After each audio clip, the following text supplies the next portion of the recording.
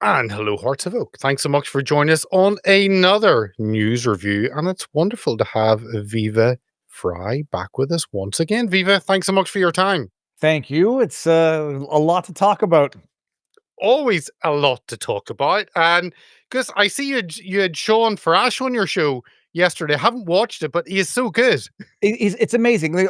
A lot of people only, well, I say only, they think that Sean only does Trump impersonations and don't appreciate his political, call it activism, but that's got a bit of a, I always think that has a bit of an odd connotation to it. He's been a politically active player, changing the political landscape for over half a decade, and it's amazing to see what he does above and beyond the Trump impersonations, which themselves are just awesome. They are awesome. I will get around to watching it. It's on my list. But and you're on Alex Jones, you're on Dr. Drew today this week. So thank you for sharing yourself across the Atlantic. It's been a busy week, but like when things happen so fast. I'm going live. I think it was Tuesday of this week, and I didn't even hear that Alex Jones's appeal or his petition for cert to the Supreme Court had been summarily, I say summarily, had been rejected without elaborating on the reasons. And then you have to catch up on that, and then everything else that's going on. Letitia James, the ostrich crisis in Canada. It's wild. Lots to happen, and we'll get to the ostriches. Don't worry, you're fetish with ostriches. We'll get to that. Don't Let you me see my worry.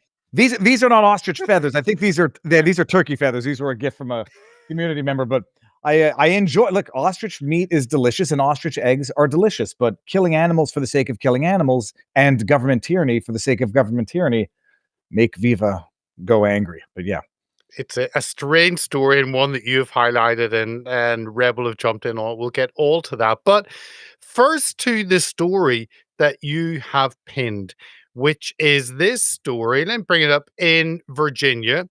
And it seems as though you need to pay a fee to actually participate in a legal case. And I couldn't understand this. Never come across this as a Brit, but this says this was Fox News's post from it. Virginia parents crush fundraising goal for trans locker room fight after judge ordered massive bond. Two high school boys were suspended for allegedly sexually harassing a transgender classmate. It wouldn't be the other way around, of course not, who was using male only locker room.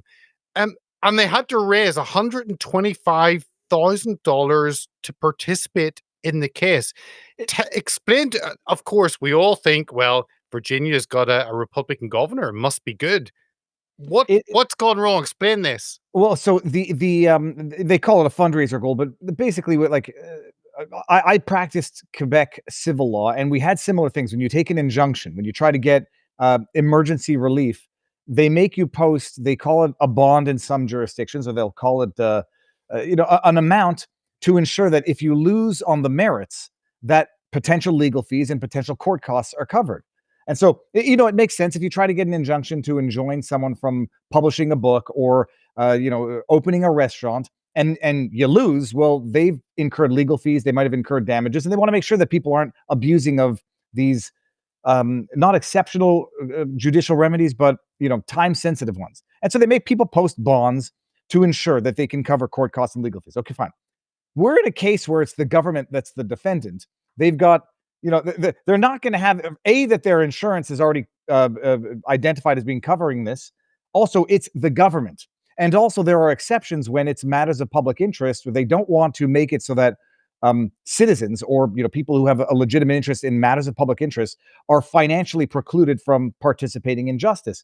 This judge, who's an octogenarian, 80-plus-year-old, which itself is not the determinant factor. The fact that she's a Bill Clinton appointee might be, comes in and says, yeah, I'll let you sue, but you got to post a $125,000 bond. And I think she gave like 3 days to raise the money, to ensure that the government's legal fees are going to be covered, even though their insurance has already stated they're covering this. Anyway, so long story short, they crowdfund the bond amount, which is fantastic. When you read that headline, it says the students were accused of sexual harassment. And I don't care for Fox News all that much either. They're better than the rest, but I mean, the British media went with the same thing, sexual harassment. Until you hear the video, you might think that they sexually harassed the person. It was two boys in a locker room literally laughing and saying, "Why is there a girl in here?" And by the way, the girl's a girl. I mean, like, to each their own. If you identify as whatever, I identify as a Brad Pitt, doesn't make me Brad Pitt. The girl's a girl and has girl bits and is in the boys' locker room recording recording them saying to each other, "Why is there a girl in here?" as normal boys would do. Like, it's not because they're 15-year-old boys that they want to get naked or changed in front of a girl. Um, and they're the ones accused of sexual harassment. It's everything is backwards, everything is inverted, and the girl recording inside a changing room. In and of itself, in an ordinary universe, that would be the sanctionable offense, recording in areas where you're expecting privacy. But no, she's in a boys' locker room. Two boys are not just acting like boys, acting like reasonable people, saying, "Why the hell's there a girl in here? I'm not getting in my undies."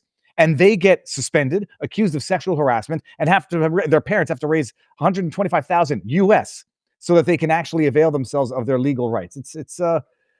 It's wild. There's no other way to put it. Is this the counter? Sorry, a slightly separate angle on it. I don't appreciate Governor Youngkin because I got a friend down in Fredericksburg during the COVID tyranny who kept his restaurant open.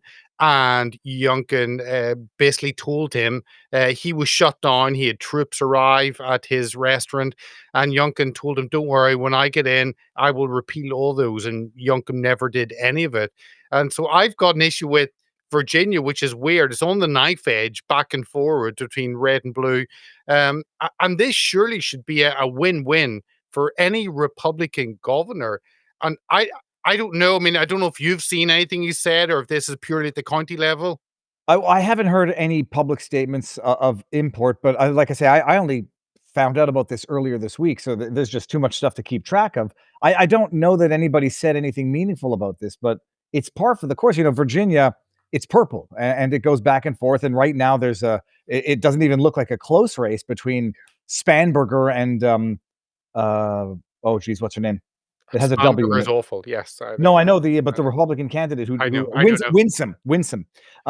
So like it's and you've got an attorney general candidate who, with his private text messages, wishing death on Republicans. It's Republican candidates might be better only to some extent, but there's a reason why many of them are called rhinos, which is Republican in name only.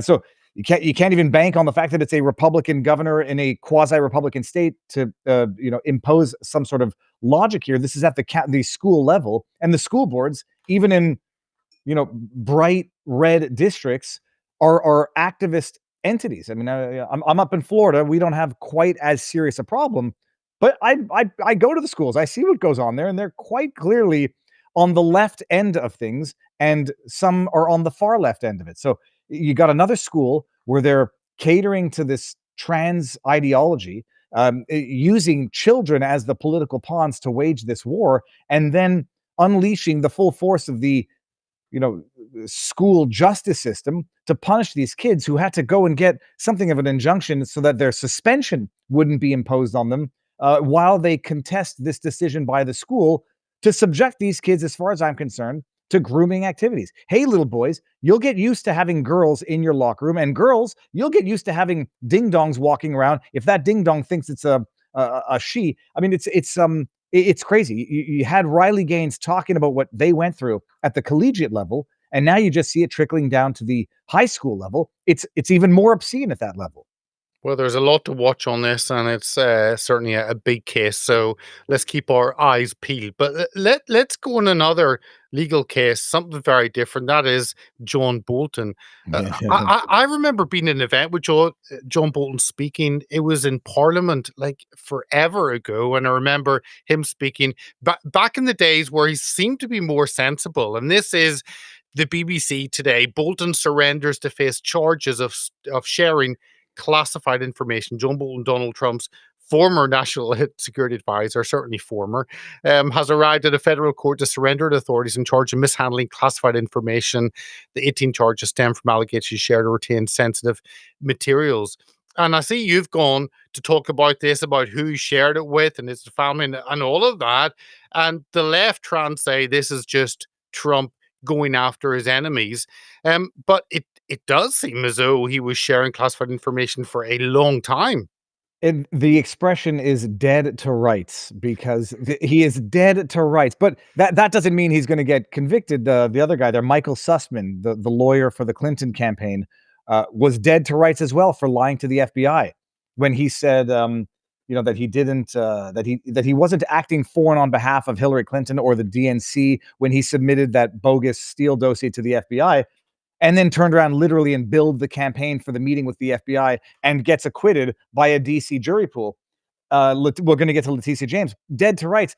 I envision that meme from the movie Liar Liar where Jim Carrey picks up the phone and he says, "Quit breaking the law, a-hole." Like it's black and white, or black and white. It's cut and dry. Bolton, while he was national security advisor, is literally by way of diary keeping track of everything that he's having access to, memorializing it in diary-like entries that he's then communicating to individuals 1 and 2, clearly in anticipation of writing a book the day after he gets out of his position, which he did.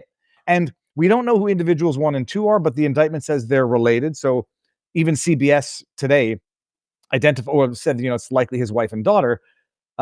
But it's like, you got John Bolton, who was out there dumping on Trump when they were accusing Trump of mishandling classified information. Trump is the president, and Trump can declassify whatever the hell he wants. He can retain what he wants because it effectively, the argument is declassified by virtue of him keeping it.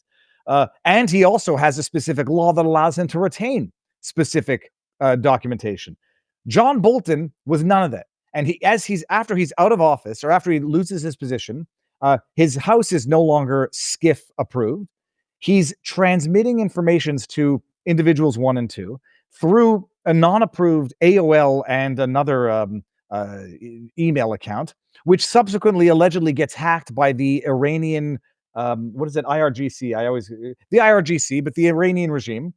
He doesn't It's like he's using Hillary as an example. Well, that's literally the joke I made. Is he learned the wrong lessons from Hillary.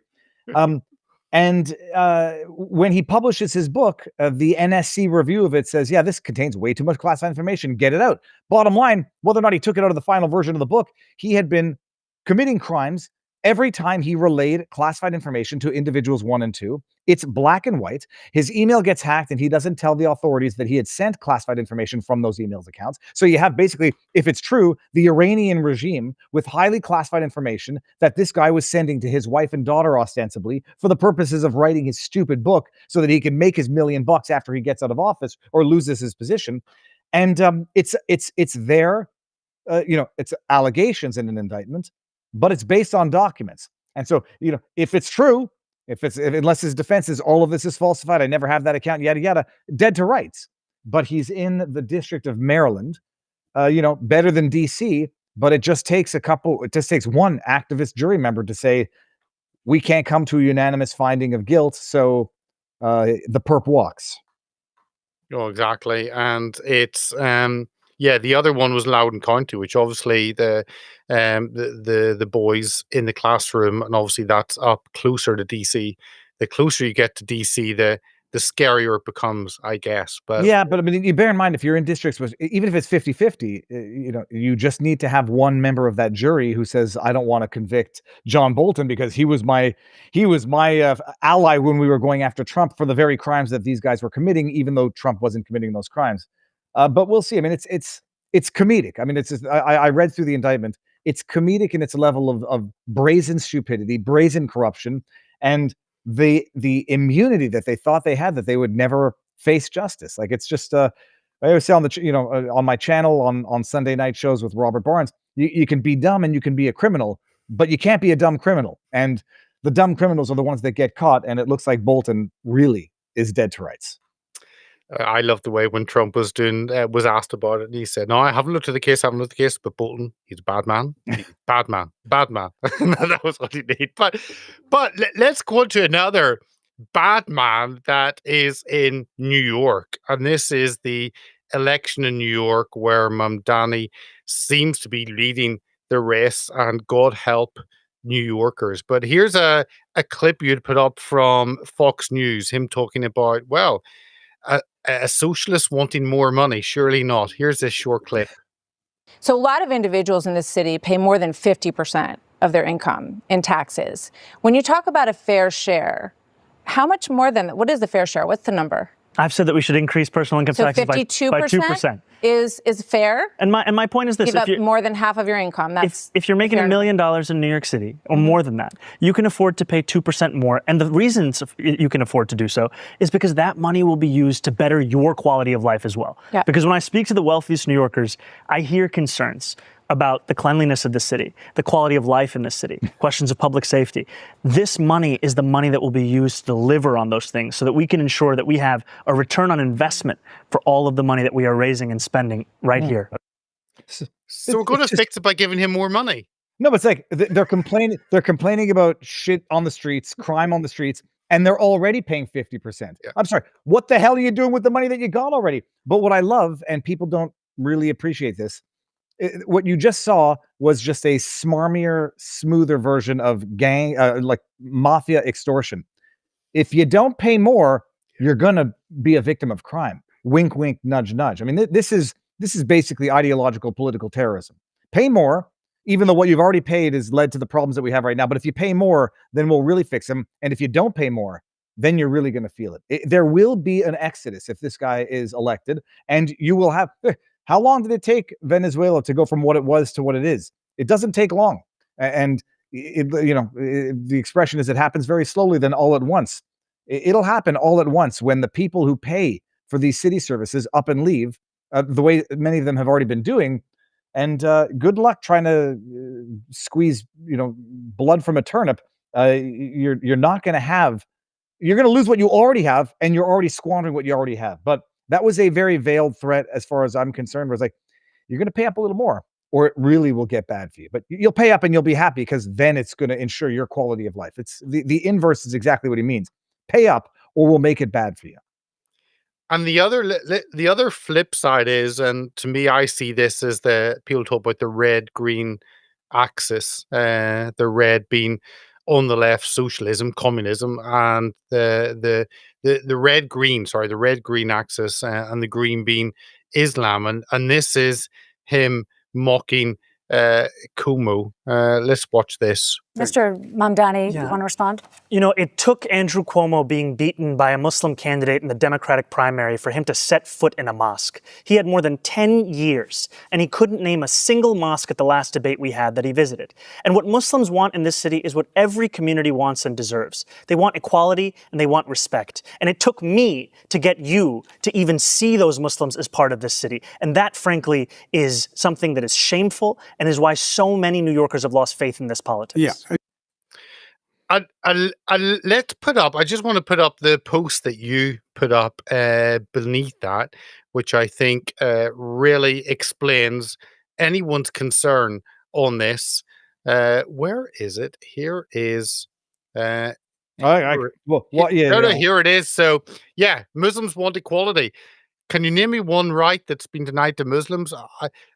I thought anyone living in America equal, has the same rights. You being someone not born in America, me being someone many thousands of miles away, but I've always seen that as America. And you're right. What rights do Muslims not get at the moment that Mamdani will give them?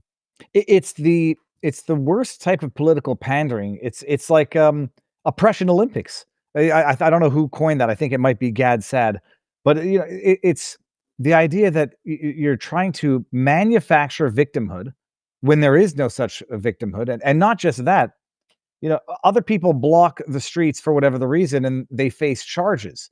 There's literally not a Muslim in New York who is a second-class citizen who doesn't have the same rights, if not more, than ordinary citizens. And he comes out here and panders to the Muslim community. He's going to go pander to the socialist community. He's going to go pander to the 2S LGBTQIA plus community, as if the Muslim community and the 2S LGBTQIA plus community are in lockstep ideologically speaking, but divide and conquer and pander to each and every one of those organizations. And the other thing is, like, why would any leader of New York have to pander to or pay more specific attention to any one group than any other group of his constituents. It is truly the divide and conquer, and the create a perpetual victimhood class that you can then appeal to for the purposes of political goodwill. And give him credit. He's smooth. He looks mildly authentic when he talks. He's got the thing, like, you keep your eyebrows up, and it's better than furrowing your eyebrows. But he's got that AOC type smooth, excited delivery that works on young, impressionable people. The old expression is, if you're not a liberal when you're young, you have no heart, and if you're not a conservative when you're an adult, you have no brain. And right now, Mamdani is appealing to all of the people who, for whatever the reason, feel hard done by, are not as financially well off as they would like to be or deserve to be, for that matter. And he's basically promising them other people's stuff, which is the easiest thing to promise, and making victims out of those who are not victims in order to make them feel like victims, to get their political support to resolve a victimhood that doesn't actually exist. What's going to happen is if he gets elected, I mean, not every fear hides a wish, but people are going to flee. New York, it already is a shadow of what it used to be under Giuliani, and it will continue falling into those darknesses, I fear. I think the example that Americans need to see, the fearful example, is in London, with Sadiq Khan being a Muslim mayor, born in the UK, parents from Pakistan, very much on the hard left, will be there walking in the Pride celebrations every year. And you think, kind of, gays for Gaza, how does that work? But I think that is really the model person, because Sadiq Khan has done really well in doing nothing but destroying people's lives. And I think that's something Mamdani will take as an example. And that's the frightening thing. Someone's going before him, and he can pick up the baton and carry that on. No, I mean, look, the London has become unless it's changed recently, the acid attack capital of the world, the stabbing center of the world. No, but I say, like, on a more local, basis, if they want to see what the New York can turn into, look at San Francisco, look at Portland. I mean, it doesn't take long for it to happen, and once it achieves this critical mass, or once you exceed the event horizon, you can't come back from it. And so it's all nice. San Francisco is literally a shithole, getting dirtier and dirtier, and the people there are getting more and more extreme about it. And you chase out anybody who would even be able to make a difference, and you have the financial exodus, you have the intellectual exodus, and you end up being governed by the patients of this insane asylum. Yeah, well, let's hope and pray that New Yorkers come to their senses. Well, I mean, but the only problem is they've got the choice between a radical socialist, a devout communist. I mean, this guy goes and has his wedding in, where was it? I forget. I'm going to screw up on the country right now. Where did he have his wedding with his parents? In a compound. Oh, anyways, it's behind closed doors, behind armed guards. His parents are extremely wealthy, but he wants to disarm all of these citizens and have transit ambassadors instead of police on the subway system. But your choice is between a communist Mamdani or a mass murderer Cuomo, as far as I'm concerned, for what he did during COVID. Eric Adams dropped out of the race, who I think was the most viable candidate. And the other guy there, the Barrett guy, I forget his name as well, for the Republicans. But your choices are bad or worse. I mean, that's the reality of these two candidates. I have got no love for Cuomo. And it's not because he's less bad than Mamdani that I'm going to forgive Cuomo for what he did during COVID, which was literally caused the deaths of tens of thousands of the elderly while trying to pin those deaths on Donald Trump. Mamdani's wedding, I'm just looking it up there. Inside socialist Mamdani's Uganda wedding bash at Uganda.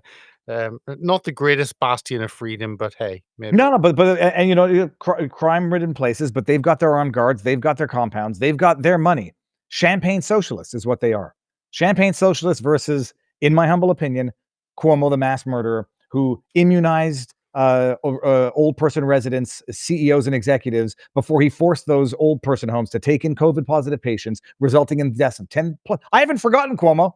Tens of thousands of people, and then tries to pass off that body count onto Trump's maladministration of the COVID crisis. So, bad or worse, those are your two choices, New York. let's go to an organization that's close to your heart, and that is Rumble. And this is this story. Rumble is restored after in France after court rejects government's censorship demand. Rumble, the video sharing and cloud services platform, has reopened access to the site for users in France following decisive legal development. This has been going on for a while, and it was fun that Rumble they were told to censor videos, and they basically said, "Screw you, we're just taking down the platform." Well, I It's said forced. It was great. I called it the proverbial digital middle finger, and Pavlovsky is amazing at what he's doing, and it's a smashing victory. Yeah, the court comes down and says an email from whomever dictating that you take down content is not enforceable government policy. As far as I'm concerned, being a little bit cynical right now, what that court basically did is indicate to the government what they need to do to make it lawful. And they'll just go ahead and now they'll do it legislatively or they'll do it through government and they'll go and censor the exact same way they wanted to, but just screwed up the first time. So no harm, no foul. We tried. Thank you, court, for letting us know how to do it lawfully next time. And I think we'll be seeing some form of action being taken sooner than later, much like what we're seeing in the UK, again, to go there, is that the Online Harms Act, but they're using to go after 4chan and a bunch of other platforms, they'll just do it properly this time, and then they'll have the proper constitutional argument about whether or not the government can force foreign businesses to censor content that is accessible to their people. And if they can't do that, they'll do what Canada basically wants to do, restrict that content within that jurisdiction, much like they're doing in China. So, we'll see. It's a small victory for now, and good on Chris Pavlovsky and good on Rumble for fighting the good fight. But my fear is only that the court just gave the roadmap to the government of France and not a roadblock. How do you perceive what's happening in terms of censorship in Europe and the UK? I mean, you're in a bastion of freedom in Florida. I'm heading over to Texas in a few weeks for a few days, and it'd be wonderful to be there. And those areas of the US are so different in terms of the rights you have, but in terms of the freedoms that are exercised. How do you kind of perceive things across the Atlantic from the safety of Florida? Well, it's the difference between a parliamentary system and an actual capital C constitution, which bestows on you God-given rights and lays out the restrictions of government. I've lived through it now. I mean, I think in Canada, we are, I'd say, almost on par with what's going on in the UK in terms of online censorship, government doing it for your own protection. It's madness. I mean, how many thousands of people have been arrested and locked up in the UK for social media posts? It's madness. But it's a way to, for the government to basically outlaw criticism of failed government policy. It self-protects. And so import massive amounts of immigrants, open your borders, deal with the social, cultural, crime problems that result from that, and then criminalize people's ability to complain about the consequences of your failed government policy. Hey, who wouldn't love it? It's good to be king. Absolutely. And let's go to something that's been happening in the UK in terms of that censorship. And you had reposted Rebel video of Tommy Robinson in court this week, Monday and Tuesday, under terrorism charges. Now, Tommy has been called a lot of things. I've never thought that you could stick a label on him, terrorism, but that's what happened. Let's just play the first minute of this, which is Tommy speaking outside the trial at the end of the second day. So, Tommy, you're not coming out of the court. What has happened? Only accredited journalists, when they say accredited, only government-supported journalists were allowed to report on the second half of the trial, which means no one, I guess, out here, because you're not going to hear it from the mainstream media, because I've looked through the mainstream media's reporting on the case this morning. It's insane.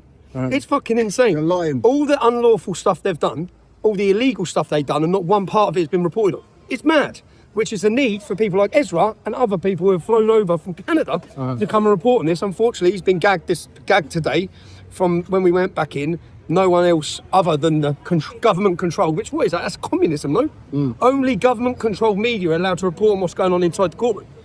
And it's meant to be about fair and open justice for people to understand. The reason why we need citizen journalists is because these fucking frauds don't report. We've seen that by the reporting this morning. We've seen that. But an officer has accepted this afternoon, which you wouldn't have heard, that he held me unlawfully because he was supposed to have done certain things that he didn't do. And then there was 3 different things that he was lawfully had to do.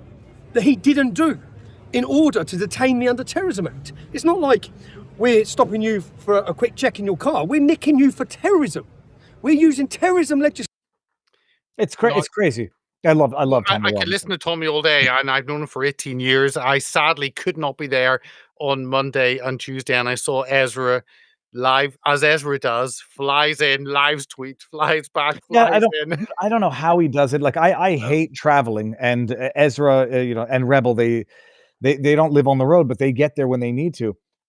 No, so it's amazing because I was following it. I had Tommy on shortly after the incident where we were talking about it. I have to refresh my memory in terms of what we discussed during that stream. But he's like, yeah, And that was back June last year. This is Yeah. a long time. no, they, and now we find out why they pulled him over on suspicion of terrorism. The reality is they knew who he was. They pulled him over. They needed to find a pretext to detain him, and then a pretext to go through his phone so they can get his sources, and then maybe dox some of the people who have relayed information to him so they can harass them and make their lives miserable. So they detain him because he's driving in a fancy car and he's got 10,000, 13,000 pounds, I think, because he was going on some vacation to Spain. And then they need to find the pretext to get his phone. And so they do whatever they do or didn't do and ought not have done, and then say, well, we need access to your phone now under this terrorism related provision of law because we don't know what you're doing. But they want to refer to the EDL. Is it the EDL? Yep, EDL. As a terrorist organization, even though they knew it hadn't existed in about a decade. And then when he refuses to give his cell access to them because of contacts, because he is a journalist and because it would reveal sources, they then charge him under this. If he gets convicted, it'll be a ridiculous decision. But everything that's happened to Tommy in the UK has been ridiculous, from his contempt, from they want to. I don't want to put a bad juju out in the universe. They don't want Tommy doing what Tommy's doing. And so locking him away for contempt in prisons where there's a large Muslim population, given his history and reporting on the UK Muslim community, it's obvious what they want to have happen to Tommy. If he gets convicted on this, it's just another nail in the coffin of the birth country of the Magna Carta. And we'll see. I mean, he just needs to claim asylum and get the hell out of the UK. And I know, people don't want to do it because it's cowardice to run from your country. There's no point in letting the country kill you, and that's what the UK government wants to do to Tommy. No, it does, and I visited him twice when he's been solitary confinement. One with Julian Assange, basically in the cell above him. And this terror, just for the US viewers, this means you can be stopped, and they don't have to have a reason. They can think or believe that you may have information that may help them with a terrorism charge. They can hold you for, I think, 6 hours. You don't have access to a lawyer. You can't tell anyone you're there. You must answer every question. You're not allowed to withhold information. You're not allowed to say no comment. And you must hand over every electronic device with all your passwords. Even if, like Tommy, you've been talking to many victims of the rape grooming gangs, and the police have been complicit in that, and the police are asking for the information of those victims. It is the evil on the largest scale, and I don't think anyone outside the UK can even grasp actually the scale of the police brutality. Well, people have to appreciate that they call them grooming gangs. I can just call it what it is. They were rape gangs. The grooming is a nice euphemism. They were primarily Muslim Pakistani men. It had been known for decades, and the UK government was covering it up specifically because they feared the backlash that would come if people found out that these Pakistani Muslim men rape gangs were abusing of the largely white UK young girls. Rape, sex, extortion, all of it. And so, you have those very same police now saying, give us access to your phone so that we can go re-torment or potentially dox the info, because it happened before, of the victims of the rape gangs and our cover-up of those rape gangs. It's organized crime, but it's like, it's not crime when the government does it. So there was another thought I had about that, but it's like, if it's related to terrorism, well, if Tommy has people who are reporting what's going on with these rape gangs, It might even be true. It might be related to terrorism, but it's the cops basically saying, show us what you've got by way of evidence so we can go back to continuing to protect these gangs that we've been protecting for damn near 2 decades. It's obscene. That's one of the biggest stains on Britain, going back. Well, it's been happening for Since 2000, was it early 2000s? it's been 50 years. The first case was 1975 on the front page of one of the local papers. So it's actually been out there for 50 years, and we've had 70 trials in 40 towns, over 500 individuals arrested and charged. But the police collapsing, man, it's despicable. No, and Tommy gets sentenced to contempt. When Tommy was sentenced to contempt for recording the defendants as they entered the courthouse, and he was sentenced. What was he sentenced to? Like 3 years after a 5-hour hearing the day of. I mean, I was like, this is North Korea. This is not England. So it hasn't gotten much better. It hasn't got much better. No, I don't have a segue into the next story, which doesn't really fit, but it's about ostriches. Well, speaking of government tyranny from a parliamentary crime organization, yeah, you could. There's a segue. Save the ostriches, and there is a. I mean, Ezra getting on a story that is different, is quirky, and I know Viva, you've covered this a lot, and it's the government or at the state level in Canada, and this is your Canada story, of course, wanting to slaughter hundreds of ostriches. What is the deal? Because I've seen this for a while and thought, what has Viva got with ostriches? Well, it's what I've got against the government of Canada and the absolute tyranny. First of all, I've gotten to know Katie Pasitny and the farm owners. I mean, I've gotten to know them over the last 6 months. So it's, you get emotionally invested in a story. It's insanity. First of all, and also Drea Humphrey from Rebel News has been the one on site doing the Lord's work there. There's another guy, Chris Dacey, who's down there as well. And I was literally on the phone with an agent of the CFIA, the Canadian Food Inspection Agency, today. Literally, I was like, "How can I get in touch with Paul McKinnon, the president, to ask some questions?" Like, I don't have his number. He's like, "All right, who can you put me in touch with as relates to the ostrich crisis?" He said, "You can go to a website." It's like, I know I can go to a website. I want to talk to someone. Well, the what do they call it? The team. There's a word. It's an action team. There's another word for it. It sort of has a military concept. It'll come back. They're on site. None of us know what's going on. I was like, okay, how do I contact them?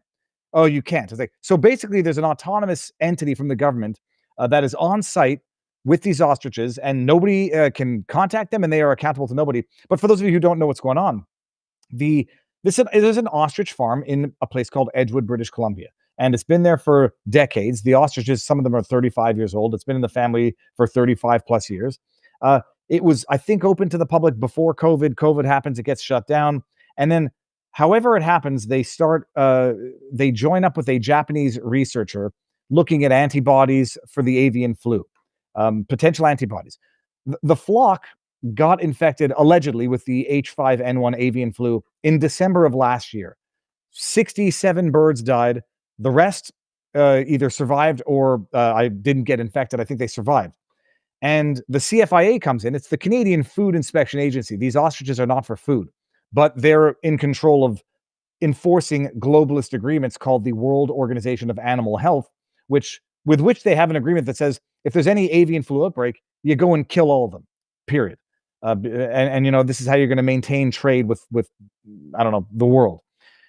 So the CFIA comes in December, tests 2 of the dead birds, anal swab PCR cycle to 40 tests, and says, yeah, H5N1, kill them all. They say, but they're all healthy and survived. Why would we need to kill them? They say, too bad, stamping out, that's our policy, kill them all. So they go to court to contest this. And it takes like 5 months to get a hearing, have a full hearing, and get a judgment. And I said, this is great. The longer it goes on, the less of any argument for urgency can possibly exist. If they've been healthy for 5 months, why would a judge come in 5 months later and say, yeah, you better kill them? They were sick last December. But that's what the judge said. So the federal court judge comes in and says, yeah, the CFIA, it's an administrative body. We got to be deferential to their expertise. They said kill them in December. Not an unreasonable decision, so we defer to you. They appeal that decision. It goes to the Court of Appeal in Ottawa in August. You're like 8.5 months out of infection right now. And the Ottawa Court of Appeal says, you got to kill them. Now we're like 9-10 months out. They petition to the Supreme Court for relief, and they get an interim stay. All the while, you have the CFIA hell-bent on killing these healthy ostriches, and then you have to ask yourself, why? They survived the infection of the H5N1. They allegedly have important antibodies in the yolks of the eggs, which could serve as therapeutic treatments or even potential solutions to subsequent outbreaks. And you got to wonder if it's big pharma with big government using their Soviet-style administrative bodies to slaughter healthy birds that might have scientific value for future research. RFK Jr. gets involved. Dr. Oz gets involved. They say, we'll take the birds. Don't kill them. Bring them to a ranch in Florida. We'll take them. They say, F you, Trump administration, a big fat middle finger to the Trump administration that he should take as an insult from the Canadian government. They say, no, thank you for the offer, RFK. We want to kill them. We've got bloodlust and we want dead ostriches. And so in the meantime, they've been petitioning the Supreme Court. They've got an interim protective stay, but the CFIA has come in, set up basically kill pens, stacked bales of hay 4 high, 2 wide, because they plan on executing these ostriches for no better reason. And the RCMP, the Royal Canadian Mounted Police, I'm calling them, the modern day Gestapo agents, because that's what they are, sitting there, enabling the CFIA to take control of private property, occupy a farm. One of the ostriches named Spirit died of dehydration because the CFIA, who has custody over these animals, doesn't know what the F they're doing. And so they tortured a bird to death under the armed protection of the RCMP. And we're just supposed to sit here and say, okay, that's fine. And then I get into arguments with scientists who support the slaughter. And their argument is, well, it could infect other birds. Other birds flying through could get infected. It's like, first of all, not 10 months later. And second of all, if that's the argument, they're going to come for your cattle. If a cattle, comes across a dead bird, they're going to come for your dog and your cat. And then who knows what's going to happen when they say, oh, a human came in contact with it. You'd better go into 12 days of quarantine, for science. So it's government overreach. It's absolute tyranny. It's pissing the ever-loving hell out of me because first of all, ostriches are amazing animals, but it's just senseless. And people don't understand why it's important. I can't, make them drink the water that we've dragged them to. Pierre Poilievre, the so-called leader of the so-called opposition of the so-called Conservative Party, quiet as a mouse. Your best friend. I was giving him the benefit of the doubt during the election. He's a coward of the highest order, squanders political opportunities left, right, and center, like he did during the election. It cost him the election. It cost him his seat. He's got to go beg, grovel for another conservative to give up his seat so that he can go win in an 80% conservative riding. And then he makes the exact same mistakes faced with the injustice being perpetrated by the government that he's supposed to be the opposition to. My goodness, it's indicative and emblematic of what's going on in Canada, and a lot of Canadians just sitting there licking that boot, saying, "Oh, this tastes delicious. I love the taste of government tyranny." Well, Pierre is wonderful at snatching defeat from the jaws of victory. Mm-hmm. And I go back to my my tweets in the election. I was like, "Oh, you might want to say something about the political persecution of Tamara Leach and Chris Barber." Yeah. Says nothing. You might want to say something about a journalist getting beaten and arrested by police while documenting pro-Palestinian violent protest. Nothing. Well, he said something a short while later. He's a political coward, and he doesn't deserve to be the leader of the opposition. And the Conservative Party of Canada will suffer the consequences until they find a true leader. Well, you would think that would be like a story you would finish on. And finally, we're going to talk about ostriches, but finally we'll talk about President Trump. And here is 2 little ones. One is this post he put up on the 12th of October. The Biden FBI placed 274 agents into the crowd on January 6th. If this is so, which it is, a lot of very good people will be owed big apologies. What a scam, do something. And this whole issue is frustrating because I've talked to a number of J6ers, and yet they are free, but surely they should be compensated for their time whenever they were locked away, because this seemed to be a huge setup. I mean, how do you view all this? Trump took a little flack for that because people are saying, "Oh, Trump, it was your FBI when it happened because it was January 6th and he only transferred power on January 21st." Whether or not Trump makes these strategic mistakes to get idiots like everyone on the left to amplify his message, the bottom line is it was a corrupt deep state FBI, the same FBI that falsified evidence and submitted it to a FISA court in 2016 to spy on the Trump campaign. It's the same FBI that set up, as far as I'm concerned, the entrapment to kidnap Gretchen Whitmer, which they used for political profit to demonize the right and to get Gretchen Whitmer reelected. It's the same. We know that the FBI infiltrated this crowd. The only question is to what extent and to what degree. I call it a Fedsurrection because it was a Fedsurrection. And it was allowed to happen by the highest ups in DC. Nancy Pelosi declining National Guard, understaffed because of COVID. They knew that people were coming, but then they had agitators in there. You had your Ray Epps, who 3 years later got a slap on the wrist with one misdemeanor charge and probation, which in my view is exactly what a Fed would get by way of punishment. But it's Trump is right to put the tweet out, and he's right to draw the attention to it. It was a setup. It was a let it happen on purpose or made it happen on purpose so they could demonize half of the country, spy on half of the country, terrorize half of the country into not protesting, into not speaking out politically. And the truth is finally coming out. But, you know, there are, I've become good friends with a lot of the Jan Sixers, Jake Lang, Adam Johnson, Enrique Tarrio. There is a caught up with class. Jake Lang the other week. He was over at the Tommy rally, so it was good Oh, yeah. to catch up and embrace someone who I've talked to on audio many times. He hasn't slowed down one bit. He's running for Florida Senate. Wow. They have a class action going.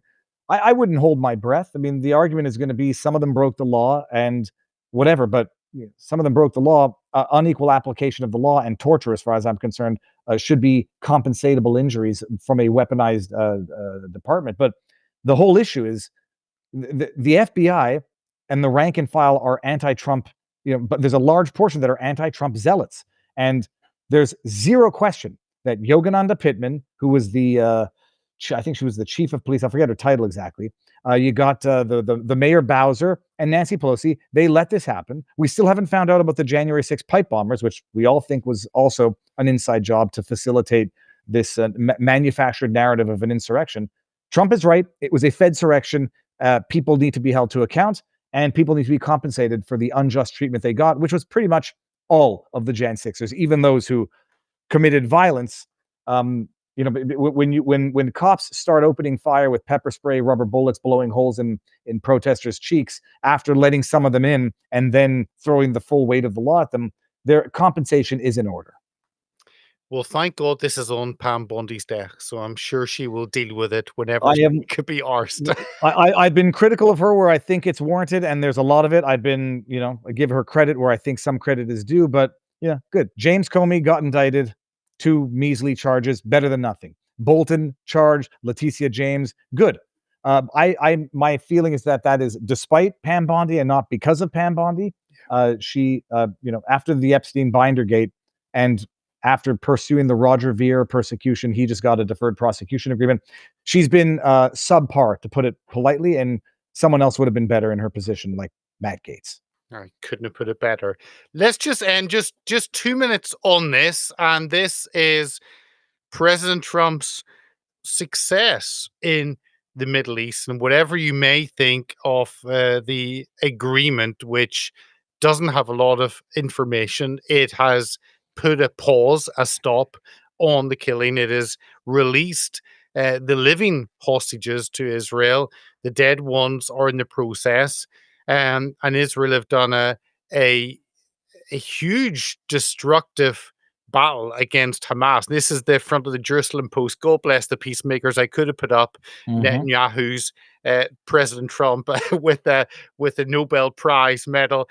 But yeah, and now he's pushing. I think today, as we record, the day before this goes out, Zelensky is going to the White House. He's meeting with Putin.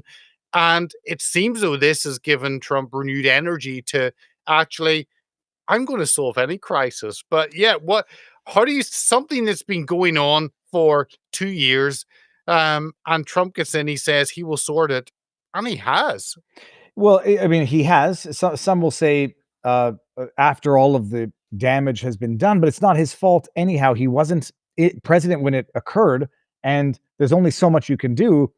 I think, personally, I think he reined in Bibi a little bit and said, you're going to accept this peace deal. I mean, what more are you going to do? You've already decimated a substantial portion of Gaza.